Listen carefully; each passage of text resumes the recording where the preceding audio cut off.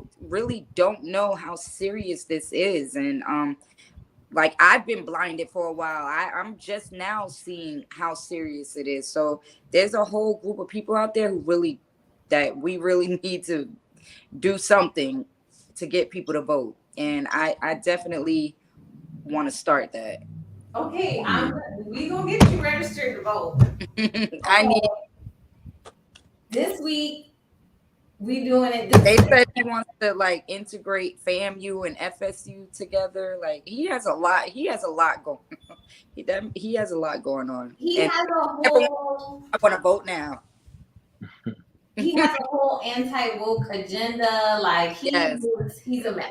I call him the Satan, and I'm glad he's running for president. In case you know, he's running for president. But I heard he hasn't raised enough money that he won't make it. So that's a good. Yes, he is losing support, which is great because we don't need that type of energy in the presidency. Right. It's a little bit too much. Yeah, he's too extreme, way too extreme. Yes, he is. He's catering to his base, and I have 2 points to make about that. Okay, sure. He's running for president. I personally feel as if it's a political tactic. Absolutely. I truly feel he does not truly believe in the things he's saying. So he's catering to his base to get those votes. Mm-hmm. My other point about DeSantis, he's one of the few politicians, I'm not left or right, but he's one of the few politicians when he says something, he carries it out for the most percentage. My problem with it now, he's being very polarizing because he's running. So he's saying a lot of things that he knows the Floridians who's going to be voting for him is going to increase his base support. So to me, it's a clown show. It definitely is. Mm-hmm. Well, we got to get Miami tip voting. We're going to go down to the places wherever she says, hey, this is where, the cool kids at, the ones that don't vote though. So we're going to make them cooler. We're going to go up there. We're going to be in the street. Yes. You got me? Because it's, mm-hmm. You got to vouch for me. You got to be like, she cool. Yes. You got to teach me also to twerk. Because there was a meme this week saying that twerk. I haven't twerked in so long, I think I forgot.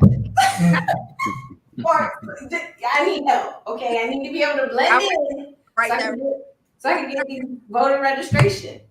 Right. Okay, so whatever I need to learn, you gotta teach me. So I'm hyped up for that. I have been told that my Sarah is here. I'm very excited. I want to bring her in. I see the palaces in the building. Queen Shiba, behavioral health solutions product developer by day, and our queen, content creator by night. Hey, hello. In the building. Yes. Hi, everybody. Hello. Yes. Thank you for coming, Queen. Welcome to the adult table. I'm always happy to pull up at the adult table. I didn't get a chance to sit there when I was little, but I'm a big girl now. So it's always a good time at the adult table. That's right. That's right. We've grown now. You know what? I wanted to bring you in because, today our sorority announced their new honorary members, and I wanted to have a moment and be like, Sarah, look. So it's Justice Ketanji Brown Jackson. Yes. MSNBC President Rashida Jones, the former BET CEO Deborah Lee, WNBA legend Tamika Catchings, Ambassador Bonnie D. Jenkins, the CEO of WBTV Channing Junji, and the CEO of XSI Phyllis Newhouse. I mean, not trying to be disrespectful, and please, if it's other sororities here, like, I saw a meme that said, so I didn't originate this. They were like, where would Fantasia fit in? Because Fantasia became Azalea, right?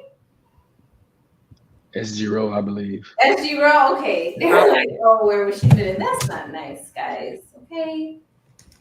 It's a cut above the rest and all that. And AKA's already bleeding this week because Carlicia was an AKA. They going through it, okay? We focusing on the positive. which is that we got Right. KBJ in the building. We got stuff. We working. Black woman is working because that's what we do. And that's why I'm glad that you're here, Queen Shiba, the keeper of the realness. Well, it's a hell of a lineup. I have no complaints. I'm actually honored. So, it's a win for us. Ooh. Exactly. I was saying the what the hell people of the week, which was Charlie Kirk. He had a whole bunch of Michelle Obama and actually Ketanji Brown Jackson slander. But then there was this Baptist preacher, weirdo guy, who was actually at the pulpit and he was having his own version of history. And the thing I don't understand is, like, right now, everybody is just making up their own story about our ancestors. I feel like we have to, like, do some sort of, we need more than Black History Month. I think we need to just go ahead and 365 that thing, because these people is really out here just making up whatever. Let's see if we can play this, because I was like, in slavery. Did they? No. oh, I think What did they do? Go. Or 200 years ago, when the blacks were slaves, did they ever go to Washington, D.C. and have a rally 200 years ago to protest against slavery? Not sure how Did we they? got there. No. What did they do? Well, a lot of good people in the plantations would say, hey, it's wintertime. Let us help build a church for you, dear folks. And they loved them and taught them how to read so they can read the Bible. And here's what the blacks did about 150 years ago. They humbled themselves. They prayed. They sought God's face and they turned from their wicked ways. And God made slavery illegal through several white presidents, right? It worked, didn't it? They didn't protest. 150 years ago. Or 200 years ago. I mean, the blacks, okay, so maybe he went to the DeSantis school where they don't teach Right. Black history, because I am lost. His timeline off. He talking about they didn't have protests. What is we gonna do, Queen Shiba? What is we gonna do? Girl, the turkey neck of it all. We can stop there. The turkey neck of it all. I don't think he cares about being correct, right? Because his agenda is very divisive. It's rooted in hate. It's rooted in prejudice. It's rooted in bias. So he's saying what he wants to say, and it has nothing to do with giving education or being correct. He's pushing a racial agenda. He said we humbled ourselves. We humbled ourselves as slaves. We got on board, basically, and did what the hell they told us to do. And it worked. I don't recall that being what occurred. It's just like, and then he's at church. Tennessee girl said she would have thrown her shoe. I'm trying to understand why people in the congregation aren't throwing shoes. Like, now there's that new trend that needs to end, where people are like throwing things at artists. Why were people throwing things at him? He's actually needs something thrown at him because he's saying crazy stuff. Like, come on, sir. Come on. We need some good news. The good news this week was that the Las Vegas police executed a warrant on a home in Nevada in connection with the 1996 killing of Tupac Shakur. I see. So it's been 3 decades. So for the kids in the room that don't know, Tupac Shakur was killed on September 4th, 1996. He was leaving a boxing match at MGM Grand in Vegas, and he got in the car with the head of Death Row Records, Suge Knight, which y'all can Google if y'all don't know who Suge Knight is. And he was shot in a drive-by shooting. So for 3 decades, they have been investigating his case, and they just executed a search warrant. They have not said what the result of it is. But look, they still working on the case. So, maybe justice delayed will not be justice denied for Tupac Shakur's family and his estate. And he just got his star on the Walk of Fame this year. So, or a few weeks ago, actually. So, I don't know. I think this is good news. It's good What do news. you think? Good news, guys? We glad? Good news. Yeah. It's a step in the right direction to get him some justice. I'm assuming. Right. Yeah, 30 years is a long time. And I feel like, I know that we're very, I don't think we're impatient. I think Black people are some of the most patient people in the world. We've been singing We Shall Overcome for so long. So we're very patient people. So, we're here for the long haul on this. I did represent Tupac Shakur's estate in California and on some issues that were happening with his estate. So even though I always say when people ask me Biggie or Tupac or when I talk about it, I say Biggie. I'm a huge Tupac fan. Matter of fact, I posted Tupac this week. So I'm happy that his case is still getting investigated, that they're having some sort of movement in the case. And I'm going to keep my eye on this to definitely hear and find out what is going on. Hey, Sue, and do you find it interesting in the case of the 25-year-old, the police got her search history and publicized it? Wish we could get that for the conversation. Me too! Me too! Me too! And not that we have done a public records request for the FBI's documentation in Shankula's case since it's closed, but they have not on it. Well, they said they pulled in the Secret Service to get that information. They borrowed and utilized federal government resources. So I'm not shocked. And I think it was in good faith, right? Because when you think about the amount of Black women, Black children, also Latino children, right? Boys, women, girls, men that go missing, you don't see that type of support from a financial aspect being pulled in. And I really think this time they wanted to show up differently, for Black women. Man, but we sure did. Carly. I agree. I think there was some slightly different steps taken. I personally am very what's the word? I have PTSD with these situations because I know that we always have to carve our own path to justice. There was a family that same week that lost their son. He went missing. He had been missing, and they finally found his body in Atlanta, Georgia, the same week that everything happened with Carlithia. And the family found his dead body themselves by following their own leads from the sister posting on Instagram and getting leads in her DMs and following her own leads and finding her brother's dead body. So when I see them pulling in Secret Service, that doesn't, for whatever, I'm just very hesitant to be like, oh, they're showing up in a different way. It's giving, they thought there was an issue, so they were like, now we're gonna really uncover it.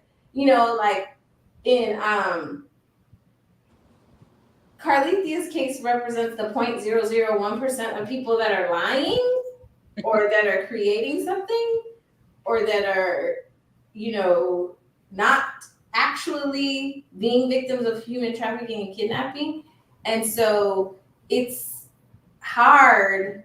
I'm glad that they use those resources, but it always makes me say, well, what happened in this case? What happened in this case? That you guys are like, you know what? Let's do what we normally do for the white people. Let's do it for her. Like, what was the switch that was like, oh, let's get it together? I don't know. I mean, we had Carlithia at the front of the congregation earlier, but if anybody wants to say anything about it, feel free, because I don't have any more words. I'm not gonna stop believing Black women. And I wouldn't change anything that I did personally. Like, people have DM'd me like, oh, are you gonna take her picture off for your Instagram? I'm like, no, she was really missing. The internet really helped. And that's it for me. What do you think of Queen Shiba? I can see your little wheels scrolling. I think it's a good start. I'll take it. Okay. What about you, Tip? I mean, I think it's a good start. I agree. Okay. Eric? I think it's a good start as well. I personally thought that they may have done it in good faith because they did mention something about public safety in the press conference, but ultimately, like you said, it doesn't happen enough. But I think the public pressure may have pressured them into doing it. So maybe moving forward, they'll continue to do it. What do you think, Amari? It opens up a different dialogue. I think when attention comes to these type of cases, it creates a foundation for change, whether it's legal change, social change, but the conversation has to be had. So it does open the door. It does. Kim Mae Noreen said the forces was for the white baby, not for Carly.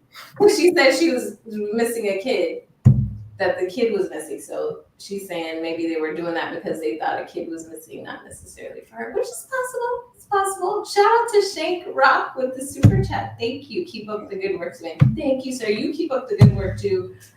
Shank Rock has covered Shankula's case. He's an amazing YouTuber. He does a lot of dope stuff. He has come to all the press conferences for Shankula, so I super appreciate him because he's someone in the YouTube world that is giving factual information about the case, not spreading misinformation. There's a lot of people who spread false information about the case, spend all day long sometimes talking about the family, and they don't even know the family, saying bad things about the family, just spreading misinformation. It's very hurtful. I have phone calls at least once a week from, where we just talk about people who are spreading misinformation and lies. So I appreciate Shank Rock so much for being one of those people that are spreading accurate information, that are continuously trying to assist the case, push the work forward. So I appreciate him and his awesome wife. So thanks for being here and thanks for the continued support.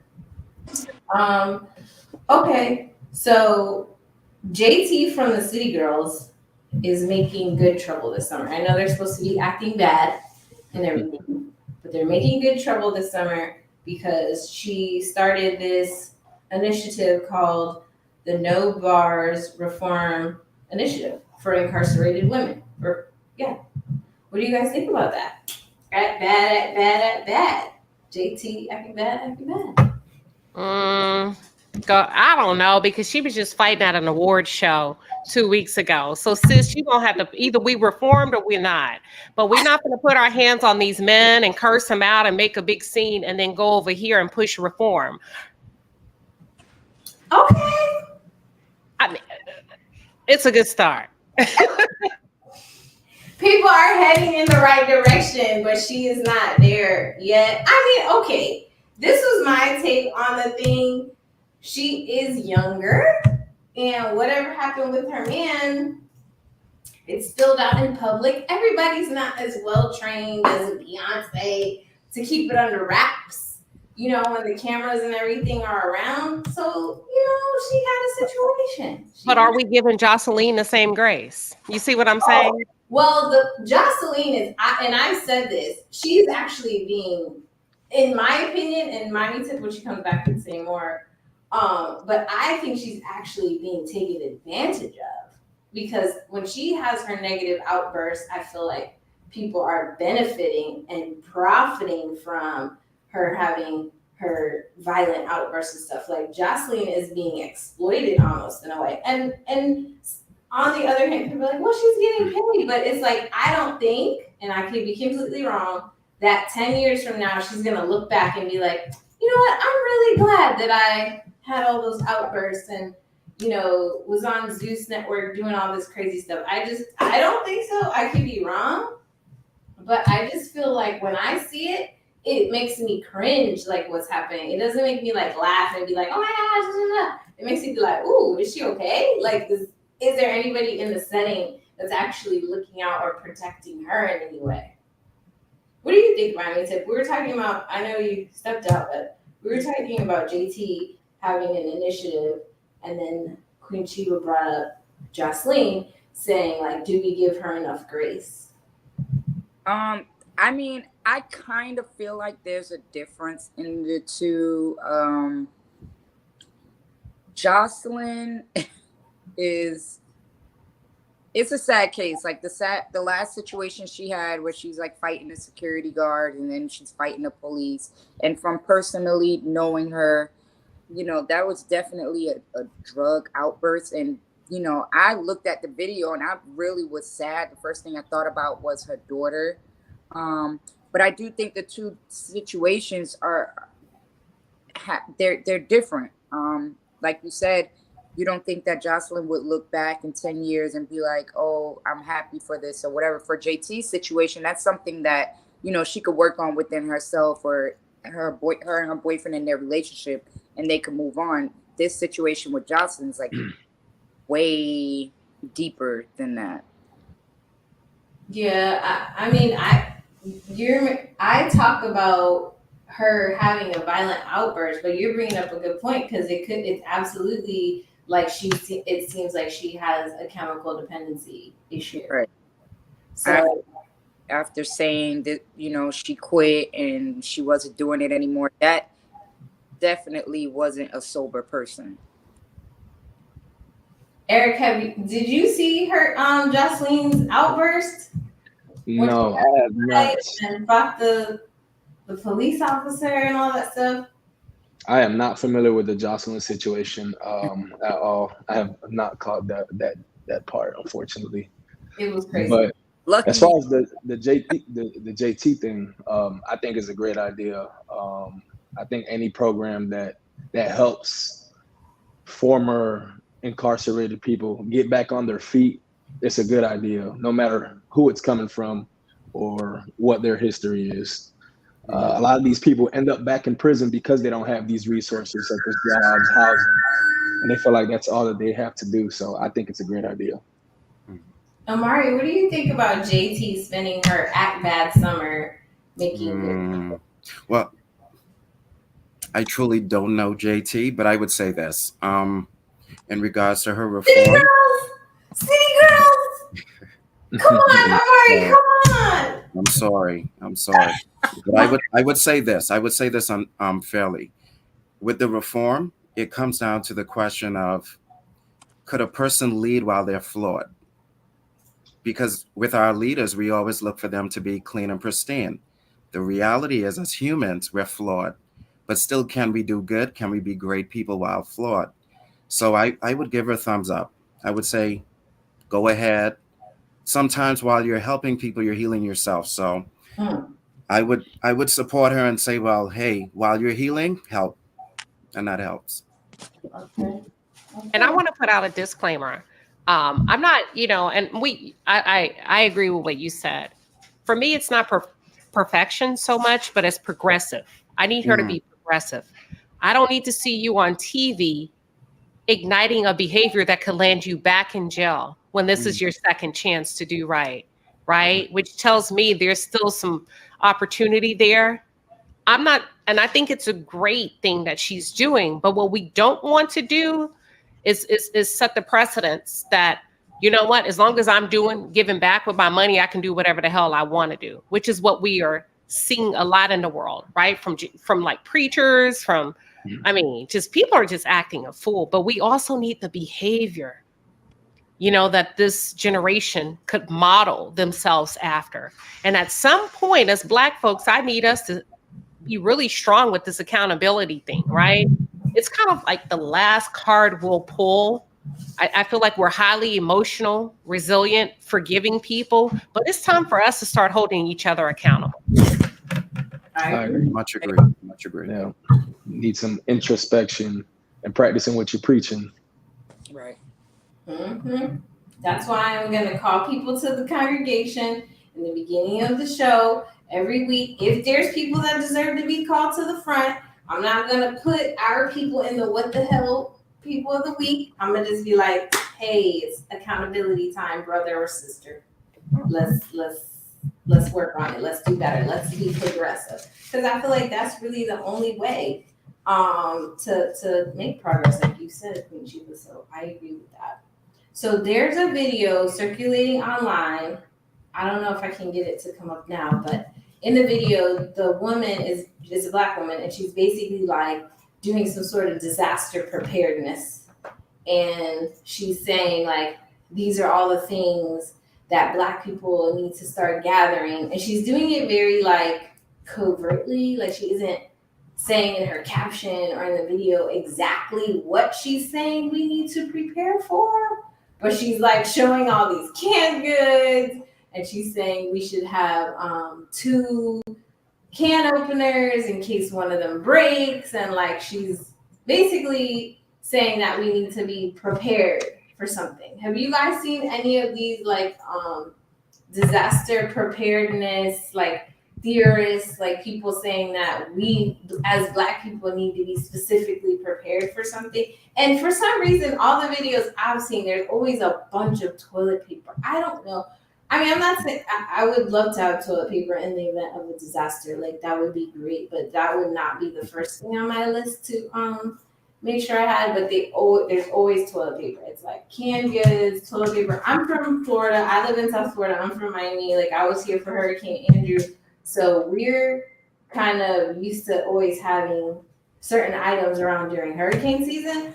But I think there's some sort of like movement where we're supposedly supposed to be preparing for some type of apocalypse or something. Are you guys aware? Because I don't want to not be prepared. So that's really why I'm asking.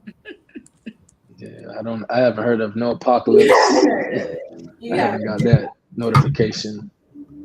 Okay, I just want to make sure that I'm not missing things. Let me see if I can find the video, because I was like, girl, what? She's like, make sure you have your canned goods, and make sure you have that toilet paper, because something about that toilet paper, gotta make sure you have it. You see it, Andre? Oh, yeah, it's here. I'll get it for you. But I don't know. How would you prepare, Eric, for some sort of apocalyptic type? What would you take with you? What would you be packing in your little go bag? That's a tough question, because I have way too much stuff. I don't need. Definitely got to take, I guess, the non-perishables, always the go-to. Okay, which Non-perishables. ones though? Because that's gonna tell us a lot. I guess some tuna. You know, people love tuna. Okay. Tuna doesn't go bad for a long time. We get some tuna. That means you real. Get my water jug. You know, my phone. You know, you need your phone. Try to stay in communication. My charger. Maybe not the laptop. Maybe that'll be too heavy. I don't know. So you're not taking no guns? You're not taking no tools? Like, I'm definitely taking guns too. That's definitely happening. It's definitely happening. Yeah. Okay, you got to be prepared for that too. You got to be prepared to defend yourself, protect others. You know, you never know. So guns, ammunition, everything from that. What else do you need? I guess if you have somebody that's sick with you, you take all of that with you as well. So. Okay. But can you really prepare for apocalypse? I don't know. Like what what can you take with you? Will you get a notification on the news like, hey, the apocalypse is starting in 24 hours? But that's the thing. The videos are saying y'all need to have this stuff at all times. Omari, what would you be taking? What's in the go bag? What can fit? That's a good question. I'm a man of faith, so for me, it's meditation and prayer. Okay. Food is an automatic. Wipes, maybe a cologne, my favorite cologne. Okay. A cologne. These are so good during apocalypse. So I would say wipes, cologne. Okay. Water, of course. Water, okay. And I think that would be it. I can survive off of water. We gotta just figure it out. I would. He said I would. the apocalypse is not stopping him from smelling good. I respect it. Exactly. I respect it. That's a gentleman right there. He's like, oh, aromatherapy is real. What would you take, Tim? I'm gonna say at the end what I'm gonna say. I mean, well, I need my phone, so I will have to have batteries, my phone charger, because they have this thing where you take a pen, the springs that are inside the pens, and you put it on the battery. You can charge your phone, and I've tried it during a hurricane. So I would take those, the pens, the batteries, a phone charger, like the cord for the phone charger, Okay. water. I don't even know what else. Mace, guns, like you said, and Okay. in a book bag. But as long as I have my phone, I'll be all right. Okay. we can make it work. Right. Okay, Queen Shiba, I know you're gonna like really. You probably have a go bag right now. So first of all, I'm taking some wine for my nerves, child. We gotta have some wine out in the woods, right? Yes, just in case I run into Amari and figured out which way you're going. Oh, over there, and I can barter in exchange with wine. So you got to take something. I would freeze all of my water. So I would freeze all of my water bottles to keep my food cold and still have water as the water begins to thaw out, so it can work two ways for me. I would boil all of my eggs so we could have boiled eggs. So now we got protein, we got tuna fish, we got crackers. Oh, come on, y'all. Okay, what else we need? So we need some type of peppermint oil for bug repellent, because they don't like peppermint oil. I mean, they don't like that. So we got that for bugs. And then I got to take my dog food and my dog bowls because I got 3 dogs. Okay, you have 3, so you need. Yeah. I'm And a Bible, just in case we got to have church. See, Omari did say that. He said that was his first thing. He was like, meditation and prayer. Where's my jelly beans?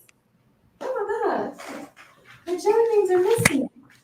This is crazy. Okay, so I have a jelly bean addiction. Just gonna come clean with you guys. If you ever been to my office, you know that I have a jelly bean addiction. So I would definitely be taking jelly beans, and then probably water, handgun, maybe some blankets, in case I want to lay down somewhere with the kiddos.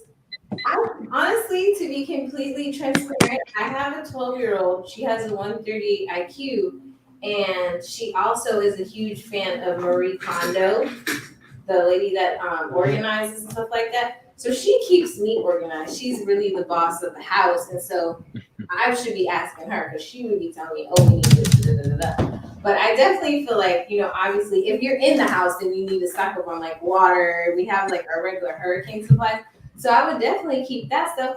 But like you said, I mean, things to barter with, that's a good point, because what if we can't use money? I don't know if we'll be able to use our phones. We might have to try to find what I've always tried to do since I lost the landline that was in my home before I moved to this new place, because now they force you to have voice over IP. Is that your landline or a generator? It's a solar radio that I ordered on Amazon. Everybody should get one. So if we could not use cell phone power, we could still tune into the radio and the broadcasting. Like I Am Legend. Okay. About $12. That's what it sounds I'm gonna have to listen, because if the phone towers are down, we still need to be able to communicate. My younger daughter is a Girl Scout. She knows how to do like little fires and stuff. I was very reluctant to do the camping outside, but I did do it. I did learn something. So if we would survive. We would survive. We wouldn't be messed up. But I don't know. I'm gonna, keep my hurricane supplies around. I don't know if we necessarily need to be ready for an apocalypse just yet. I haven't heard anything. There was that flash flood recently in my area, actually, that basically has still rendered me displaced from my house, still working on the house and stuff like that. So it's like you always have to kind of have your paperwork and stuff too. That's still going to be important, I'm sure. They're going to ask you for your papers. So you got to be able to keep your papers in like a fire safe. waterproof bag thing. I do have that in my house. I'm trying to think what else. I think that's it. But yeah, I think that solar radio, that's a good idea. Very good idea. And Did it you? has a flashlight on it. I don't know how to open it, but my husband does. So I gotta Bring keep your man. You gonna bring bring it. your man. He gonna I don't know how to work it, but I'm sure I would figure it out. be like, baby, this. Right? Yes. It's a really Yes. good deal. I think everybody should get one on Amazon. It's about $12. Get like 2 or 3, just in Right. case you get separated, right? See? And then I saw people in the comments were saying that to get walkie-talkies and stuff. So I'm with it. I'm with it. Like, just be prepared because you never know, especially if you're in South Florida with hurricane season and all this crazy weather that we're having everywhere, actually, like the heat waves and all that stuff. Just be prepared. Stay ready so you don't have to get ready. Before we go into dating advice, which the reason why now the adult table specifically has to give dating advice because I was inundated with DMs of people saying that in addition to all the awesome information that we share at the adult table and discuss, that people want dating advice, like specifically. I mean, I do obviously have dated, have been married. I don't know that my advice is great, but I can share my experience, and I know everybody at the adult table obviously can share their experience. So I will do my best. The one last Black story that I wanted to share before we go into it was that the brand new president of Harvard is first generation Haitian American, Dr. Claudine Gray. So claps up to her.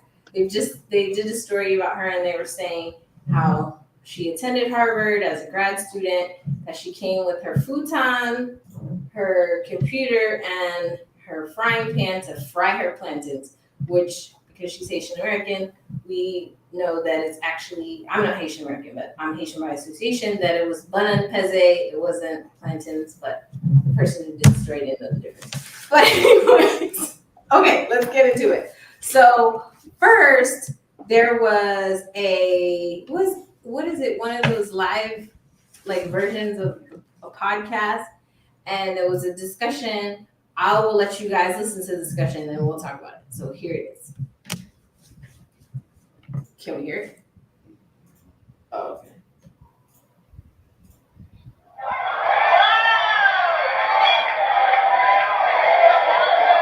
Oh, yeah, you 32 years old. Yeah.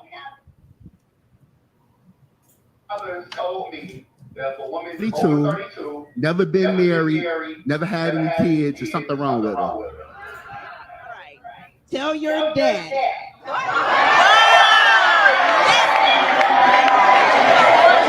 If you find a woman who is 32 years old, don't have any kids, never been married, tell your daddy that she's educated and that she's planning to make financial decisions so she can afford the children that she has and send them to college instead of having them standing at the L stop.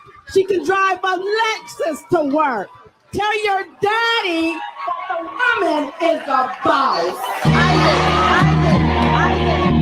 My father has told me Okay, that if so a woman's over 32, I guess our never kind been of married, discussion never had any thing kids. is, I can say from my own experience, I've had obviously different points before being married, dating after being divorced, whatever, where I've had people be like, oh, you know, you've educated yourself out of a husband, you're so educated that makes it difficult, that's going to make it harder.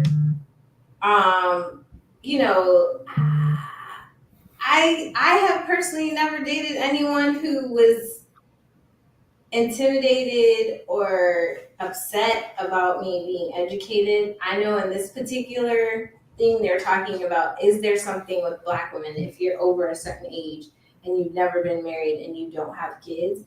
And I think like that is a narrative that's only really pushed on Black women to a certain extent. Like the need in our culture to basically tell Black women that they have to be chosen in order to like, that's one of the check marks for success. I don't agree with that. I don't think that's right. I do think that, naturally as humans, we do want to be in a partnership. People are seeking partnership, but some people don't want to be married. So I don't think anything's wrong with a woman that's age that's not married. And there's nothing wrong with men that are over a certain age that have never been married and don't have kids either. I think a lot of times people don't think about that, but obviously there's men that are over a certain age, never been married, don't have kids, and nobody says there's something wrong with you. What do you think, Queen Sheba? Then I'll ask everybody, but I think it's dumb. I think it's the dumbest thing I've heard. What's wrong with a woman preserving herself and her options? And in the meantime, I call it in the meantime, gaining in education, being self sufficient. What is she supposed to do? Sit at home and peek out the window until he shows up? She's busy working, being about purpose. She doesn't have an idle mind. And I think it's important that women do not allow men, low value men, to trick them out of their spots. Because on the flip side, we can take a man that has 3, 4, 5 kids by 3 different women that have never been married, which is typically the norm with Black men, right? But we're not. So we're taking this woman that has no kids, that have never been married. She's educated. She's taking care of herself. She's working, walking in her purpose, attempting to save herself, right? And do the right thing until marriage. And then you have this guy over here that hasn't, but something's wrong with her. And I think that's something wrong. That's a wrong narrative to push in front of a woman, right? Because when we think about the choices that we have, I can pause. When we talk about the percentages of African American men that are in prison. And then we talk about, this isn't wrong, right? But we also think about the men that don't prefer heterosexual Black women, okay? So that takes them out the loop. And then we think about the men that prefer to procreate without marrying. What are her options? right. What do you think, Tip? Do you think anything's wrong with the man that's over 32 and never had kids, or a woman? No, I really don't feel like, I feel like people should wait until their 30s to have kids. That's my personal opinion. I feel like it should be a law. Like you cannot have kids until you're 30. So if I meet a man that doesn't have kids, I feel like in certain cases that was a good choice, because sometimes you're not figuring out your life and yourself and where you're going until you're close to 30. So why do you want to, I was a single mother at a young age. My son went through everything with me. I wish I would have waited. So if I meet anyone, a woman or a man, I wouldn't feel like they're a bad person, or, what I'm saying, because they didn't have kids at 32. Like, I feel like that's a smart choice. Okay, so you feel like it should be a rule: no kids until you're 30. No kids until you're 30. And then I get a lot of backlash because I say no kids until you're 30 and marriage until you're 50, because obviously for kids, right? But I just feel like marriage, I take it it's very, like, that's under God, and a lot of people are not mature enough to really know that they have to understand each other and be with each other through thick and thin, through marriage, in a marriage. So it's kind of hard, but that doesn't mean you wait until you're 50 or you wait until you're 49 to find the person you're going to marry. Obviously, that'll be someone that you're building with. But I don't know. These are my opinions. I just don't think people should have kids until they're 30 and get married to their 50. Okay, well, Tanya said she's 51. She's never been married. She has a 26-year-old and she has not dated in 15 years, and she could care less. And if somebody finds her at her house, if it's the Amazon delivery man or, Postmates or something like that, or somebody down to, Whole Foods or Target bumps in and is like, you know what? Then fine. But she's saying she's not out here looking. And she agrees with you that you shouldn't be married before 30. So when you say people, when you say people shouldn't be married, I don't agree, disagree. Do you mean Black people or just people in general? You talking to me?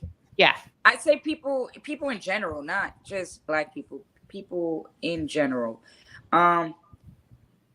Yeah.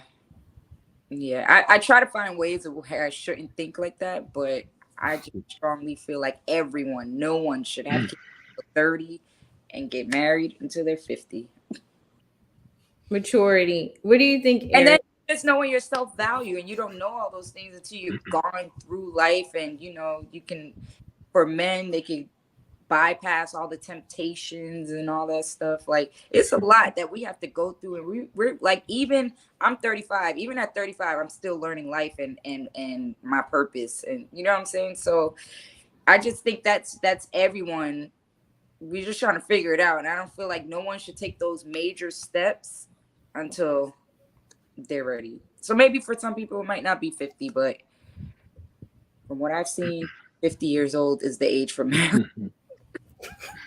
What about the people that want somebody to grow with them while they're like you were fortunate enough to have your son kind of grow with you, go through your stuff. I mean, he couldn't leave, obviously, but Right. I mean, potentially people get married younger and then they stay with the same person. So they're like growing through all their different phases. Even if you marry when you're younger, you don't know yourself. You haven't even taken the time to love yourself. You don't even know what you like. I feel like it takes time to get to know yourself and really love yourself, and then you understand your value. And then you're not putting up with some things that a man might bring to a table, or in a man's situation, some things that a woman might slack and bring to the table. Like, and I just feel like the human brain is not mature enough and not ready until we're well over 35 for sure. She's like 35 is getting older. Eric, what do you think? Do you think 30 is the age? Is there anything wrong with a man over 30 that's like, I'm waiting on my queen, I'm waiting on my Proverbs? What proverb is it? I'm not even sure. 31. The Proverbs 31 woman. But I guess from my perspective, I just turned 30, so I don't really have too much dating experience, and I've definitely never been married, so it's definitely not my place to talk to as far as being married. But I think the reason why, I think coming from the millennial perspective, a lot of us are pretty much grinding. So as far as what the man said, I don't agree with it at all, because I know women my age who are 30, 35, whatever the case may be, that they are grinding, or they maybe just don't want a relationship. So I just think personally, blanket statements like that are dumb. I think you should get married when you're ready. You should have kids when you're ready, whether that be 20, whether that be 30, whether that be 50. Whenever you're ready, that's when you should do it. There shouldn't be a timeline for it. There shouldn't be a blanket for it. Just because somebody is over 25 with no kids, or over 50 with no kids, or not married, it doesn't mean that something is wrong with you. It just means that it's your choice and you can do whatever you want to do. And you chose not to do it. So that's my perspective, essentially. What about you, Amari? What do you think, the gentleman?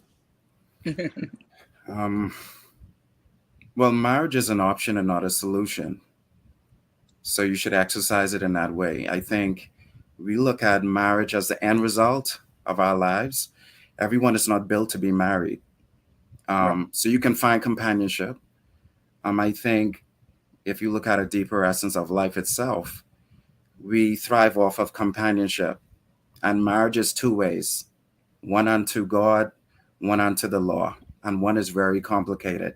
That's the one under the law, as you know, Sue. Right?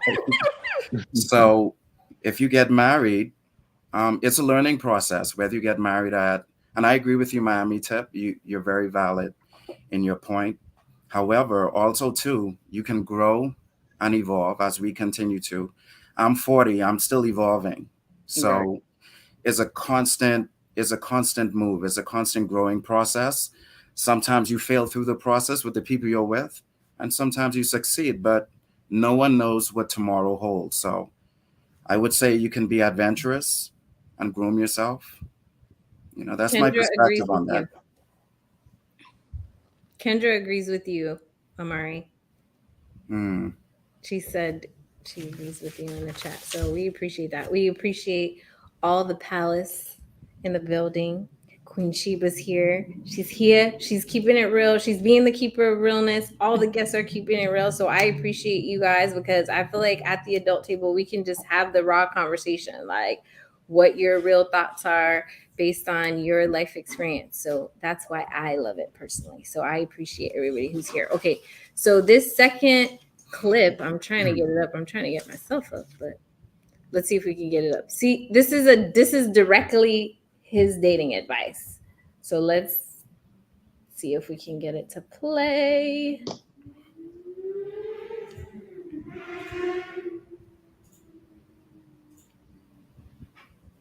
Okay. Let's see. Remember this, y'all. First off, I want you to remember this, y'all, is that most people get the idea of dating wrong. Dating is, by definition, my definition is the process of collecting data. So because it's the process of collecting data, many people are uncomfortable with dating multiple people. But would you drive one car, or would you drive multiple cars to find out which car was in alignment with what you desire? Why wouldn't you not do it with dating? So I often say this is dating is a numbers game. The truth is, it's just like anything else. You must be willing to date multiple people to find out who is in alignment with you. There are a lot of women out there who don't like that idea because they're thinking they've been taught, they have limiting beliefs, or they've been taught, or a belief system that says if I date more than one person, then I might be labeled a whore, or I might be labeled loose, or I might be labeled all of the things that they told us when we were growing up. That's not what dating is. That thought process, that bullshit thought process got us over 50% divorce rate. And so now what I'm saying is you have to be willing. You gotta be willing to date multiple people, because dating, what is dating? It is collecting data. You gotta be willing to collect data. I didn't say have sex with them, because first thing we think about when we say, when you're dating multiple people, oh, am I sleeping with them? No, I tell you, stop. Don't sleep with them, because if you want to know truly what a man feels, what he believes, take sex off the table. Because when you take sex off the table, he will reveal himself. Now I didn't say he didn't want sex from you. He might want sex from you, yes, but he will withhold that desire because he believes that the possibility of being with you is greater than simply having sex with you. So y'all don't forget, dating is a numbers game. You got to get out there and collect data from more than one person. And if he ain't said that you guys are exclusive, keep collecting data. Right. I agree. I agree as well. I agree. It sounds good. See, it sounds good, but the problem is you're not going to adhere to that, because if my job is to collect data, I need to know your credit score.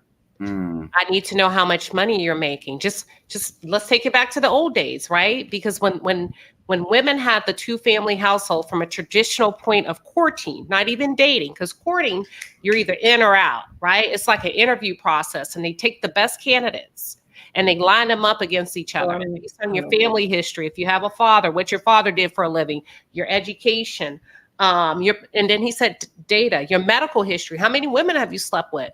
What that blood test looking like? What that lab work say? So if my job is to collect data, I need all of the information to make an informed decision. And the reason why I said it sounds good, because you're not going to hand me over that information without calling me a gold digger. Let me see that phone. That's the data I need. Who's on the roster? You get what I'm saying? Listen, I get what you're saying.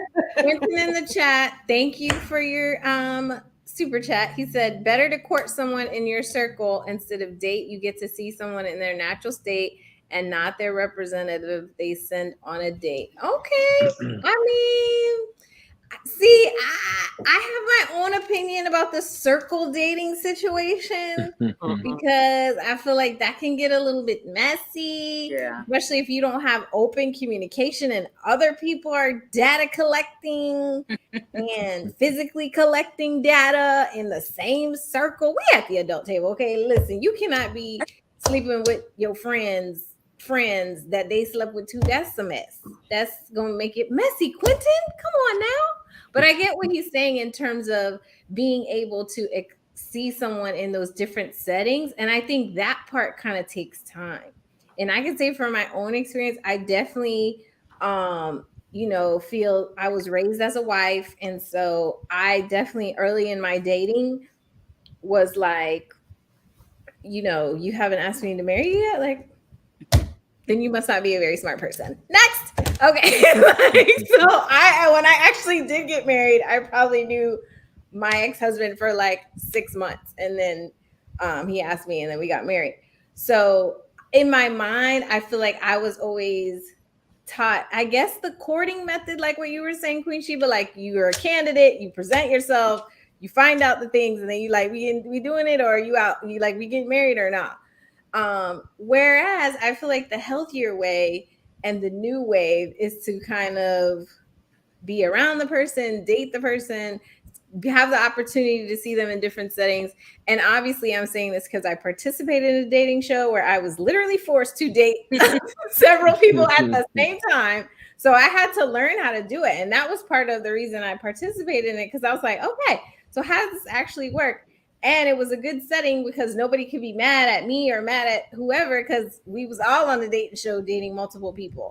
My concern with what he's saying about the dating multiple people thing is, what do you do if you out on a date with one of your other people, and it's not that you're sleeping with any of them, but then they see you on a date? Like, Eric, are you feeling weird if you go on a date with a girl, you guys are dating or talking, or I don't know, there's so many different stages now, but you guys haven't slept together, you're talking frequently, you're going out on dates, you're getting to know each other, and you go out somewhere, you're alone or whatever, you're getting dinner, and you see one of the girls that you're dating out with somebody else? Are you like, oh, what's up, girl? Okay, cool. Or in your mind, you're like, oh, okay, I see what we on. I mean, I probably won't go up to her if it was a situation like that. I think it all comes down to the communication. What exactly did we communicate? Like, why would I get mad if there was an understanding that we're both dating?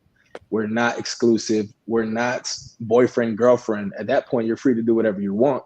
Because if the shoe was on the other foot and you saw me out, I wouldn't want you to make a scene either, especially when we've communicated before that it was what it was. Not mad, but do you feel like, oh, she really is dating other people and now it's like in my face? Or like, are you still interested in her, or does that diminish your interest? I mean, if somebody else is trying to date her, then that means that somebody sees value in her. So I don't think it would diminish how I feel. If anything, it's a situation of may the best man win. And if I'm the best man for the job, then I'm gonna be the best man for the job at the end of the day. So if that's the best man for the job, then I'll be the best man for somebody else if that's the case. So okay, so you welcome the competition. You're like, oh, okay, well, y'all can have your little date because I'm gonna take her to Bahamas next week. It's cool, it's all good. Yeah, that's all it boils down to. You can't, if you're communicating, it shouldn't be an issue at all. Okay. What about what do you think, Amari? Because since you're the gentleman, are you seeing the girl out and being like, ooh, okay, well, I agree with my buddy over here. Communication is key. And especially as adults, you have an open dialogue and there's a pre-contract and you discuss that contract. And upon that contract, you move on. If you don't move on, you stay away. So if we're communicating... Hold on now. We need to break this down for the people in the chat, because Aya the Storm is here, PM is here, Tanya here. Tanya is 51. Like, we need to really give them the advice. So the pre-contract, what's that? So there's a verbal contract. So when we're communicating, if we're dating, there's an open communication in regards to what the expectations are If you're dating someone else and I'm dating, and we're just courting, right? So Okay. my thing is, if we're on a date and you see your date and I see my date, it should be not a problem if we have that communication prior But to. what if you're by yourself? That's what I'm saying. You're alone and that person's with their date. Well, I shouldn't be in my feelings about it. Really? I shouldn't. Because there would have been a discussion prior to for me to accept the fact that I may possibly lose you to someone else. So how does the conversation go, Queen Shiba? Do you say, hey, I'm just using Amari as an example because I would never say this to Amari. I have a roster and you're number 2. I have a number 1. I have a number 3. Eric's my number 3. My number 1 is not here. So I'm just letting you know, you at any time, 1, 2, or 3. He wouldn't even get none of my business. He wouldn't know anything. So you don't tell them. No, until so a man of purpose will tell you his intent on dating you. If a man doesn't give you his intent up front, you already know what time it is. A woman should never have to ask. And if he has not spoken his intent, then you should be going out with different men, right? Not sleeping with, or if you do, you're grown. But if let's just say he run into me at a restaurant, if he real play about it, he'll say, wrap it up. I'll see you at 10. With me, baby. And then me, vice versa. If I saw him out, I said, go ahead and take her home. Go ahead and take her home, drop her off, and buy me, and come back up here and buy me a glass. Just role playing, and put a little spice on it, and I'm not. And then at that point, it's up to me or him to do. That's a little spice. That's a little flirty. And at the end of the day, he's going to do what he wants to do. He may not take her home. He may say, I can't do that. That lets you know he's digging her. I'm not going to do that. I don't want to do that. That's rude. You already know what time it is. But, even nonverbal communication is still communicating. So you're able to see if you 1, 2, or number 3 on the roster. A woman, if a man does not tell you what you mean to him and what his intentions are, and he's just taking you out, he ain't saying nothing, you on the roster. And you're not the top one. You're not the top one at all. But that's where communication comes in play. Like you got to express your intentions. Some people are dating for fun, guys and girls. Some people are dating to marry. So you have to communicate that. And just because they may have a roster doesn't mean that they're not taking you seriously. It's like they're taking all of you on dates, trying to figure out which one of you meshes data collection. Data collection, exactly. One may be data collecting for fun later. One may be data collecting for marriage. So it just depends on what the intentions are up front. But just because someone has a roster doesn't mean that they're not taking anyone seriously. Have you ever been through a job interview process? Yeah. About what round do you get tired and you want to pull out the process? The second interview, the third, the fourth? You get my drift? Because at this point, I want to know how close you are to picking me. And I'm not going to ask you, but after the third interview, the fourth interview, and the recruiter's kind of ghosting me, I'm following you. It's the same thing. And that's nothing wrong with that. But those recruiters also know that you're not just applying to that one job, right? Right. So exactly, it's the same way. And you also know that they're not interviewing just you, right? So it's the same thing. I agree. It's the same thing. It plays both ways. You're either looking for a contract position for a couple of months, or you're looking for something long-term. Are you looking for a career or for a job or a summer job? Which one is it? So you just got to let that be known up front. And you do that on the application. But the problem is most women don't interview multiple candidates. They sit around and wait for you. They sit around and they wait for the call back and they get their feelings hurt. Most women, not all, most. That's how most women date. And men do not date like that at all. Queen Shiba said that you're not supposed to ask. Amari is a woman, because you data collecting. Are you supposed to be like, hey, what are we? Or what's the stuff? We need to talk and pre-contracts. verbal I mean, who contracts, right? starts the conversation? That's what I'm saying. Like, for me personally, I agree with Queen Shiva in the sense that I feel like the man should lead. But at the same time, like, how do you get the communication going? Are you definitely saying, like, if the man is not like, hi, I'm interested in dating for marriage or dating for fun, like in the first, second, third date, then it's not you. Like, just move around. Okay, Well, so I'll tell you how to do it. God, y'all make normally I would say this, It's but the not. It's time is not the not job for you. long. So, So this is what you do, ladies. So this is what you do. First of all, you listen very carefully, Okay. nonverbal, and don't listen to what he's saying. Listen to what he's not saying. So let's just say you're 90 days in. It's good. You're having a good time. 90 days. 90 days is just 3 months, right? You can find out a lot in 90 days. Okay. If you are listening, if you're observing, and not to what he's saying, but also my dogs are wrestling. Stop. To what he's not saying. So let's just say you make it to the fifth month mark, 6 months. He ain't saying nothing. And you say, well, how do you bring up that conversation? This is how you bring it up. You say to him in a good spirit, the mood has to be right. You're on your way to the date. You say to him, you know, I really enjoy you. I really have a great time with you. Y'all take a note. But I can't always promise that I'm just going to see you. But I like what we're doing now. But in case I go that route, I'll let you know. If I go that route, I'll let you know. If I decide to see other people, I'll let you know. That's how you initiate that. If you've been waiting 6 months, you shouldn't have to initiate it. But if you find yourself in a position, that's how you initiate it. And if he say, okay, cool, shit, me too, I'll let you know. You already, I mean, you know, or if he say, hold up, wait a minute. Because see, I didn't know that's how you felt because I'm only seeing you.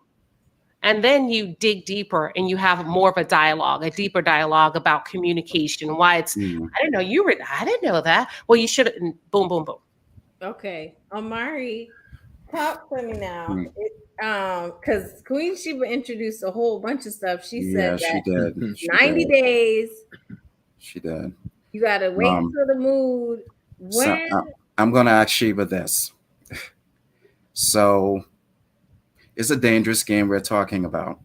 And the reason why I say it's a dangerous game, if you break it down to a physiological standpoint, the makeup of a man and a woman, that arena is predominantly a man's arena because the emotions of a woman comes into play. She might agree to the open dating, but is she going to stick with that contract?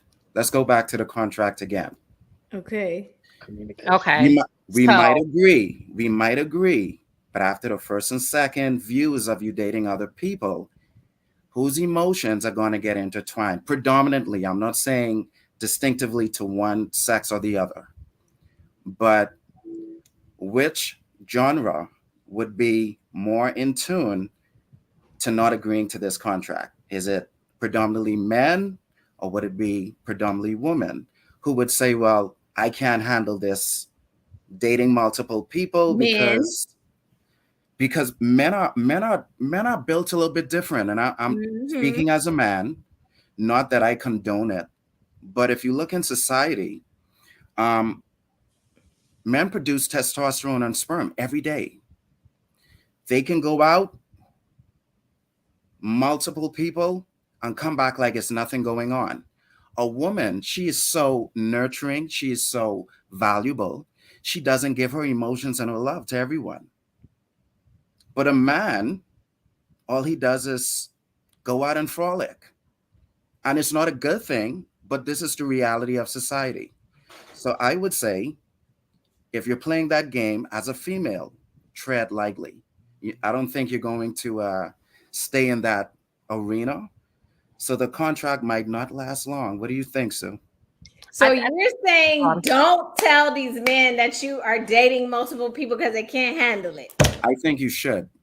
You should tell them.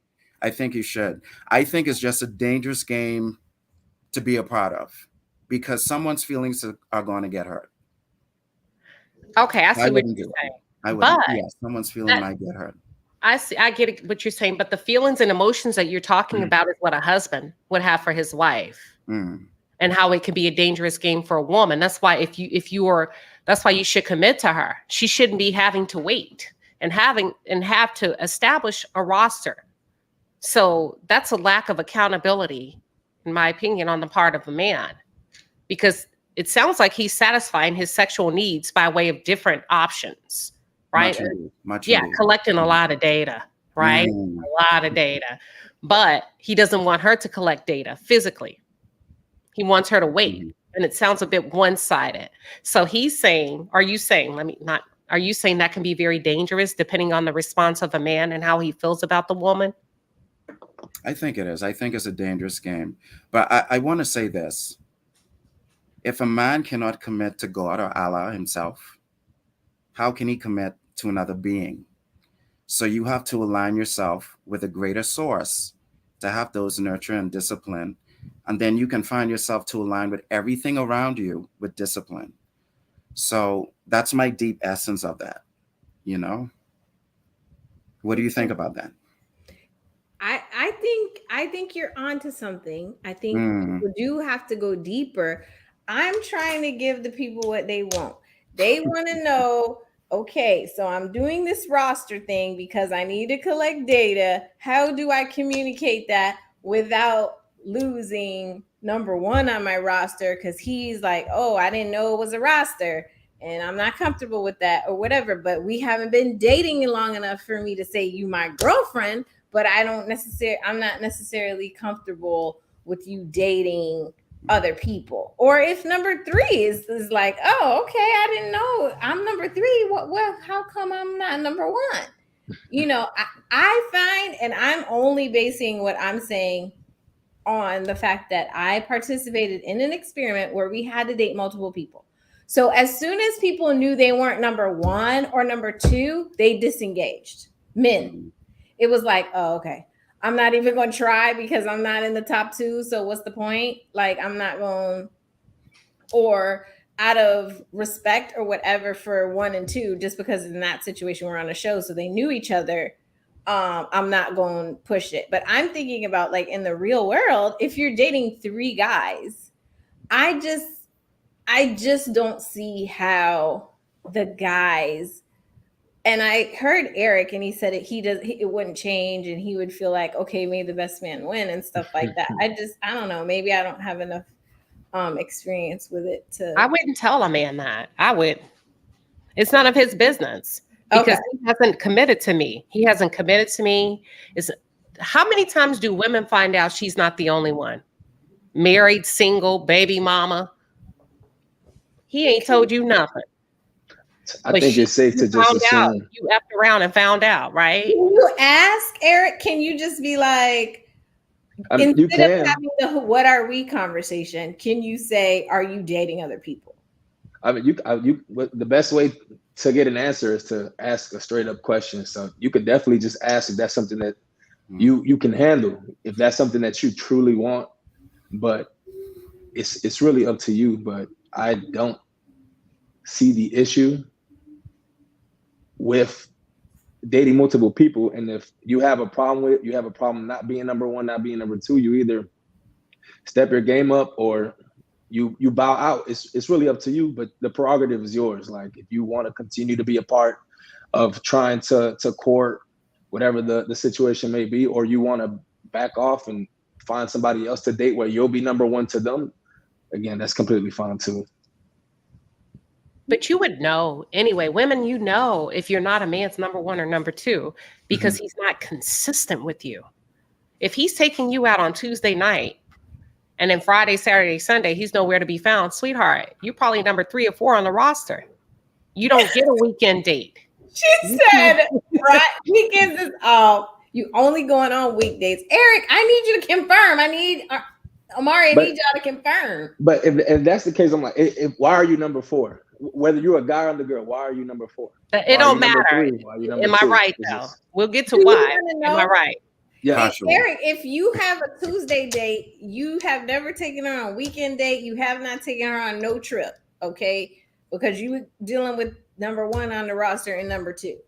Like, So can it change? Can number 3 get up to number 1? Because it's definitely. I think it's definitely possible. I think I come from the mindset where you just assume unless somebody tells you otherwise, like, hey, I am only you're focused still in on the you. game. We are exclusive. This, that, or the third. You just assume that everyone's dating multiple people, and if you get to the number 1 spot, you'll know by what Shiba said. You'll feel it. It's like, oh, Yeah. they're texting me more. They're giving me more attention. They're showing me this, that, or the third. Like, you'll know if you're number 1, number 2, number 3. But it's safe to know that I think it's safe to assume that there's going to be a number 1, a number 2, a number 3, number 4 until there's only one. Until then, you won't know for sure, and you can't really have your feelings hurt. And if you find yourself moving from a Tuesday night to like a Friday, Saturday, Sunday, somebody got injured. Somebody's on a promotion. Somebody then hurt themselves. Somebody. Why can't be a promotion? Why you ain't get promoted to second from third or fourth? She said somebody got injured. She said you just subbing in. That's crazy. Okay, someone said, Quentin said that, what is it? Let's be clear. Most men want sex during this process. Whoever is doing the most is number 1. It goes back to the intentions. Well, I mean, the man in the support. It goes back to the intentions that were set in the pre-contract. If in the pre-contract it said that we're dating for fun, then that's what the men are dating for. But if in the pre-contract y'all communicated that y'all were looking for something more, something deeper, then at that point you'll know. But it all comes down to that pre-contract, like Lamari said. He is not going to discriminate himself. I had a roster. When I met my husband, I had a roster. Don't play with me. See, I had a roster. You had a 1, 2, 3, and 4. I had 1, and then 2 would call. I would call 2 like once a quarter. You know what I mean? I would move them up if I needed to, but I had 1. And then my husband was kind of like a potential recruit, but I wasn't quite sure. He was kind of like in the friend zone. And then hold on, I'll make sure he's in the bed. Hold on, y'all. And so one day I told him, yeah, I'm gonna break up with number 1, but he's not. He was like, really? But we were friends, and he's like, when are you gonna break up with him? I was like, in 6 months. He said, why would you waste 6 months of your time if you know it's not working out? We were friends, and boy, that was so empowering to me. And I broke up with that man the next day. Okay. He had a point. Why waste your time? If you know, you know. Okay. I like it. I love it. Well, I appreciate you guys so much. I appreciate everybody in the chat. We are hitting up to 11 o'clock Eastern Standard Time, and I could sit on here all night with you guys. I appreciate you all so much. Each of you, Amari, Eric, Queen Shiba, of course, the Palace coming through, all the moderators in the chat, everybody doing their thing tonight. Super, super appreciate it. Miami Tip, who was here, who had to bow out. Wait, what did Mary Kelly say? Women need to make sure they choose themselves first. And hopefully when he's done counting, you're still interested. All right. All right. And listen, I'm just trying to incorporate the things that you all DM me and say, hey, we need some dating advice at the adult table. Because I feel like all our conversations come around to this at some point. So I respect it. I think it's good. And that's why I like my panelists, because I feel like everybody has a diverse perspective, a diverse experience. So we get to kind of, share those, and people can take it with a grain of salt, or they can take it and run, or they can take their notes and get out there tomorrow and get their roster and tell their number 1 they have a roster. And hopefully their number 1 is like Eric, and he's like, fine, now I got to really step my game up to get the rest of these people off this roster. Okay. And Quentin. Time to go. Right. Quentin is over here. He's like, I'm bowing out. I'm not doing it. PM channel. What a beautiful, handsome panel. Love your hair. Oh, thank you. It's summertime. So if you follow me on Instagram, it's time for me to be in the pool with my kids and stuff. So I had to switch it up a little bit. But I appreciate it, PM channel. I appreciate your support. So I appreciate everybody's support. At the end of the adult table, Eric doesn't know and Amari doesn't know because this is our first time here. But we always have a discussion about what everyone defines as Black love before we tell everybody where to find us and if we have any dope projects coming up, and definitely encourage everyone in the chat to follow all the panelists. And so I will start with Queen Shiba because she's been here before. She knows what to do. to say what her definition of Black love is. Thank you, EBSQ. So Black Love for me was tonight a beautiful dialogue, a diverse thought leadership at the table, an openness to stay curious, learn new things from each other. I think the more we talk, the more we learn, the more we come together, the stronger we become. So that's Black Love to me. Yes, Queen. Yes. Omari, what's your definition of Black love? It's basically empowering each other culturally. And I think that's, unfortunately, in our society, we tend to empower and support each other in times of tragedy. But I think we need to normalize supporting and loving each other outside of when things happen.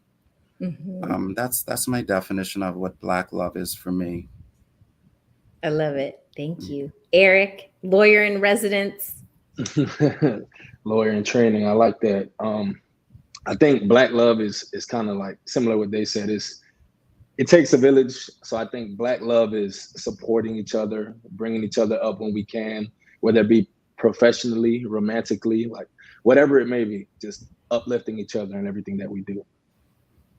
I love it. I love it. We'll say the adult table prayer. I want everybody in the chat to follow all my panelists. I know the panelists obviously are locked in with Queen Shiba, of course, but please, Eric is going to give out his info. Omari is going to give his info. I appreciate you guys stepping in tonight. I hope you enjoyed the panel. If you did, like, subscribe, share. Okay. We'll do the adult table prayer. It's very brief. Okay. Repeat after me. Keep anyone who is not at the adult table and not progressive and grown away from me. Amen. Amen. Keep everyone that is not at the adult table. If you're not grown and on some adult progressive stuff, just keep that energy elsewhere.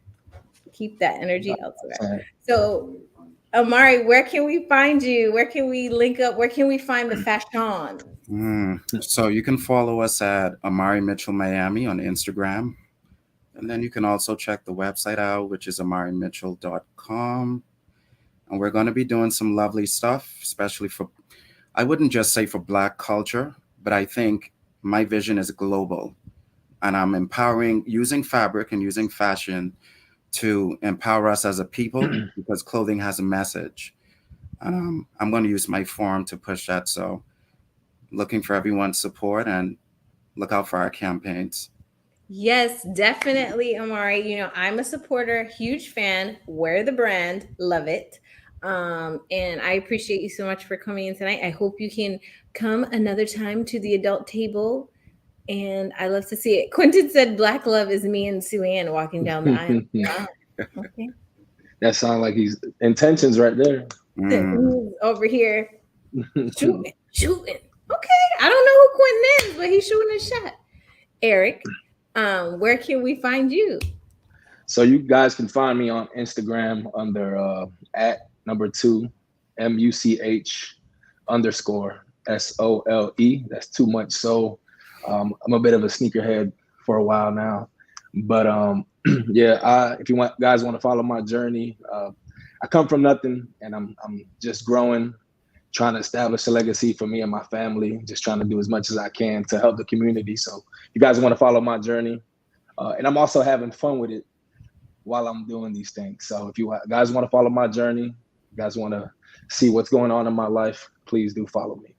We love it. We want to follow your journey because a Black man can. 1,000%. So we're over here. We're ready for it. I'm looking forward to the day to say colleague Eric Esquire in the building. So I can't wait. It's brewing. Queen Shiba, we know where to find you, but because the palace is so deep and so heavy, and I know they get upset, like, oh, why are you on? You're not supposed to be on right now. You with your soror. Let them know. Y'all know where to find me. We've been on the adult table. We're like resident guests now. Period. But Shafi wanted to say hello. Where can they find you? Woo, woo, woo. Okay, all right. So cute. So cute. No, I appreciate it very, very much, Queen Shiba. You know, always come through with the palace, supporting and loving me, growing the adult table. So I appreciate you forever and ever. I appreciate Eric. I appreciate Amari. And I say it so much, not because I'm just repeating myself, but because I really mean it. It means a lot. You know, civil rights litigation, criminal defense, all that stuff is very tough, sticky work emotionally. And so it's good to have this time to just be open and vulnerable and chat and talk with you guys. So I appreciate very much.